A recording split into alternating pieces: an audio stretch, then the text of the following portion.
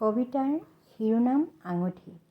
তাই সুতৰা পৰা হাত দুখন দেখি চাটকৈ মনত পৰি গ'ল বিয়া শেষ হৈ যোৱাৰ ঠিক শেষ নিশালৈ। পুৱতি নিশা খৰাহীত আঙুঠি ভৰাই দৰা কইনাৰ আঙুঠি বিচৰা খেলখনলৈ। মৰম লগা ধুনীয়া লিহিৰিপতীয়া হাত দুখনেৰে বিচাৰি ফুৰে খৰাহীৰ আঙুঠিটো। কেতিয়াবা দৰাই পায়, কেতিয়াবা কইনাই পায়। জাউৰীয়ে জাউৰীয়ে হাত চাপৰি পৰে। পিছফালে ধেমালি কৰিবলৈ ৰৈ থকা দৰা কইনাৰ পক্ষৰ মানুহবোৰে। সঁচাই কিমান যে ভাল লগা অনুভূতি।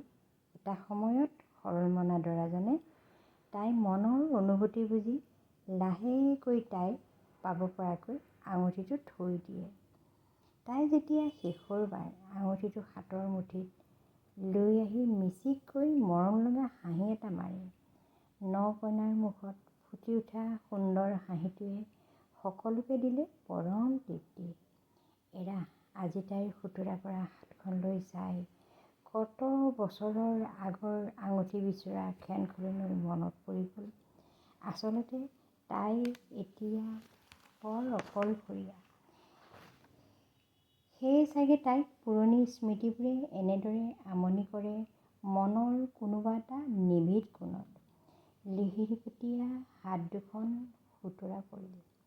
তথাপিও আজি দেখোন সেই পুৰণি স্মৃতিয়ে আনি দিছে দুখৰ মাজতো এটা ভাল লগা মিঠা অনুভূতি। নমস্কাৰ।